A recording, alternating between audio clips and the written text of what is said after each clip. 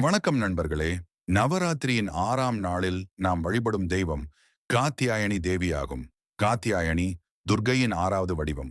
இவள் இமயமலையின் முனிவர் காத்தியாயனரின் தவ பயனாக அவதரித்ததால் காத்தியாயனி என அழைக்கப்படுகிறாள். இவள் சிங்கத்தில் சவாரி செய்யும் வீர வடிவில் காட்சி தருகிறாள். 4 கைகளில் தாமரை, வஜ்ராயுதம், அபயமுத்திரை மற்றும் வரமுத்திரையுடன் இருப்பாள். முகத்தில் கருணையும் உடலில் வீரத்தையும் வெளிப்படுத்துகிறாள். அசுரர்களால் தர்மம் குலைந்தபோது தேவியின் இந்த வடிவமே அசுரனை அழித்து உலகில் சமநிலையை ஏற்படுத்தியது. அதனால் காத்தியாயனி அம்மன் தீயதை அழித்து நம்மை பாதுகாக்கும் சக்தியின் அடையாளமாக கருதப்படுகிறாள். காத்தியாயனி தேவியை வழிபட்டால் வாழ்க்கையில் உள்ள தடைகள் நீங்கும். திருமண வாழ்வில் நல்ல துணை கிடைக்கும் என நம்பப்படுகிறது.